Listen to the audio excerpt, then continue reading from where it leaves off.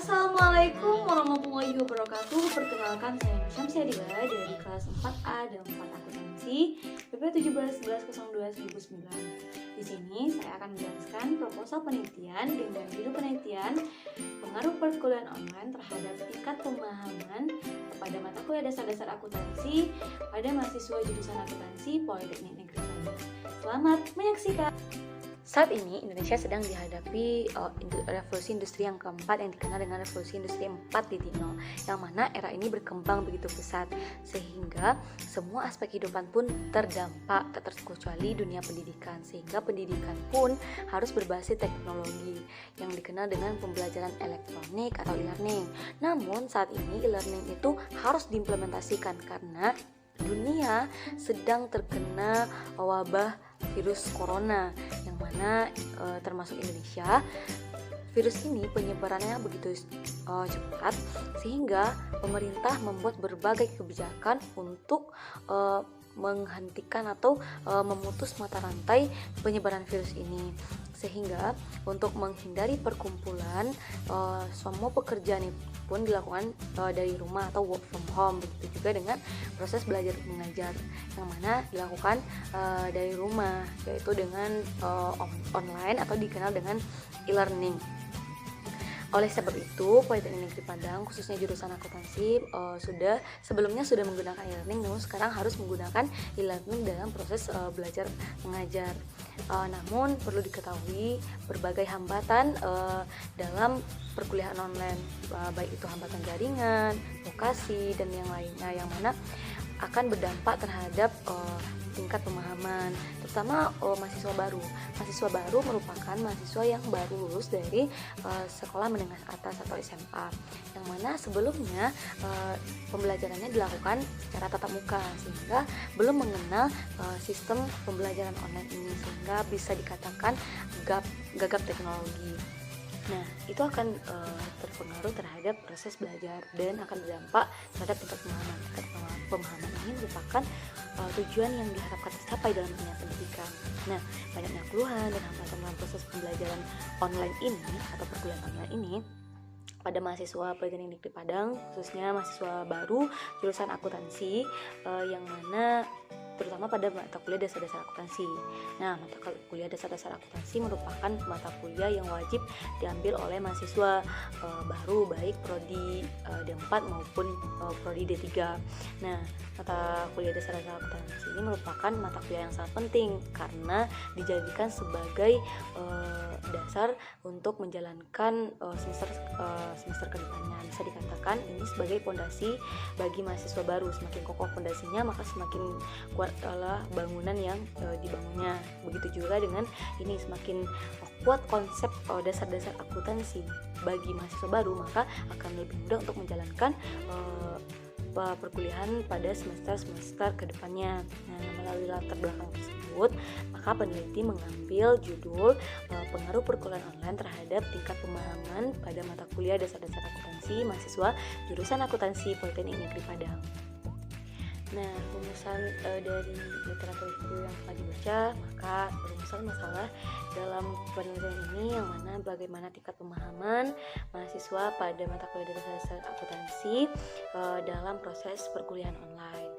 Nah, tujuan dari penelitian ini yang pertama itu untuk mengetahui bagaimana pengaruh perkuliahan online terhadap tingkat pemahaman, terutama pada mata kuliah dasar-dasar akuntansi pada mahasiswa jurusan akuntansi Politeknik Negeri Padang. Yang kedua, sebagai pedoman bagi pihak kampus atau perkuliahan untuk mengevaluasi proses belajar mengajar dalam perkuliahan online. Terus yang ketiga, yang mana tujuannya untuk melihat keefektifan belajar mengajar dalam perkuliahan online. Teori yang digunakan dalam penelitian ini yaitu teori kecerdasan majemuk yang dicetus oleh pendidikan Harvard University, Howard Gardner pada tahun 1993, yang mana teori kecerdasan majemuk merupakan suatu kemampuan seseorang untuk menyelesaikan masalah, terus kemampuan untuk menghasilkan persoalan-persoalan baru, serta kemampuan untuk menciptakan sesuatu, menawarkan jasa sehingga mendapatkan suatu penghargaan.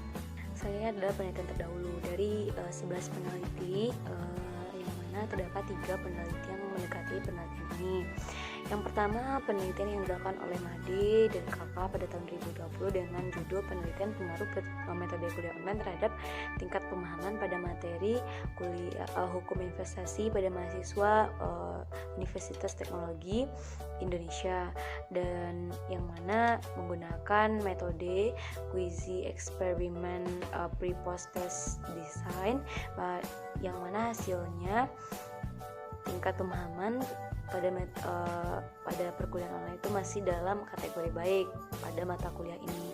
Begitupun dengan penelitian yang dilakukan oleh Nima dan Madeline pada tahun 2020 dengan judul pengaruh pembelajaran dengan metode e-learning terhadap pemahaman materi kuliah keperawatan medikal bedah 2 pada mahasiswa keperawatan semester 4 Stikes Maranta Kupang dengan metodologi atau metode penelitian yang sama, quasi eksperimen pre-post test design, yang hasilnya ya pengaruh perkuliahan terhadap tingkat pemahaman pada mata kuliah ini juga sama, masih dalam kategori baik. Dan yang terakhir yaitu penelitian oleh Adi Wijaya dan Santosa pada tahun 2018 dengan judul penelitian persepsi mahasiswa terhadap perkuliahan online, yang mana hasil dari penelitian ini banyaknya terdapat hambatan dalam perkuliahan online dan salah satunya kendala dalam interaksi dengan dosen, dan itu akan menyebabkan kesulitan dalam proses belajar mengajar dan akan terpengaruh terhadap tingkat pemahaman. Sehingga dalam penelitian 3 tersebut maka didapatlah hipotesis dalam penelitian ini, yaitu pengaruh perkuliahan online terhadap tingkat pemahaman pada mata kuliah dasar-dasar akuntansi mahasiswa jurusan akuntansi politik dan Padang. Nah, di sini kerangka penelitiannya terdapat 2 variabel, yaitu variabel X dan variabel Y. Variabel X-nya itu adalah perkuliahan online, dan variabel Y yaitu pemahaman pada mata kuliah dasar-dasar akuntansi.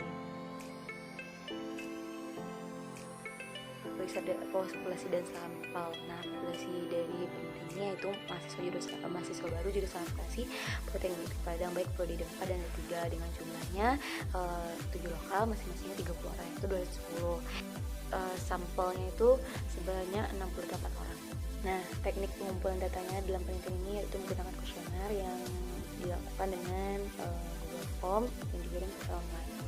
Nah, di sini diukur dari kuesioner itu pertanyaan tentang pemahaman tentang aset, pemahaman likuiditas, sekuuritas, serta mekanisme keuangan yang dimodifikasi dari penelitian terdahulu oleh Kinasi pada tahun 2004. Dan penelitian ini terdapat variabel operasionalnya, yang mana untuk menemukan dan menilai variabel pada penelitian dengan jelas. Nah, di sini variabelnya itu pemahaman terhadap mata kuliah dasar-dasar akuntansi yang dapat diukur dengan persamaan dasar akuntansi, yang mana terdiri dari aset, liabilitas, dan likuiditas serta mekanisme laporan keuangan. Selanjutnya metode analisis data, yang mana analisis datanya menggunakan aplikasi komputer SPSS. Yang pertama, analisis deskriptif, yang maksudnya di sini analisis menjelaskan data yang didapat dari responden. Selanjutnya adalah uji normalitas data. Nah, di sini untuk mengetahui normal atau tidaknya penyebaran data. Nah, dasar dalam pengambilan kesimpulan di sini apabila nilai Kolmogorov-Smirnovnya lebih besar dari A sama dengan 0,05, maka data tersebut variabel penelitiannya dikatakan 0. Nah, selanjutnya uji validitas, yang mana maksudnya di sini menentukan yang mana apabila tersebut mampu mengukur apa yang hendak diukur. Nah, di sini menggunakan alfa yang sebesar 5% sama dengan 0,5. Dengan pengambilan keputusan uji validitasnya, jika n hitungnya lebih besar dari nilai R tabel, maka indikator pada kuesioner itu tersebut valid. Selanjutnya adalah uji reliabilitas. Menurut Skadi tahun 2012, reliabilitas itu yang mana konsistensi. Artinya jika dilakukan pengujian kembali, hasilnya tetap sama. Nah, ini menggunakan yang mana dikatakan reliable apabila nilai alpha Crown bench-nya lebih dari 0,60. Selanjutnya adalah uji hipotesis, yang mana yang pertama pertama yang dilakukan adalah uji koefisien determinasi yang mengetahui seberapa besar variabel X itu menentukan variabel Y. Baiklah, itulah penyampaian proposal penelitian dari Dila. Apabila ada kesalahan Dila mohon maaf. Akhir kata wabillahi taufiq wal hidayah. Wassalamualaikum warahmatullahi wabarakatuh.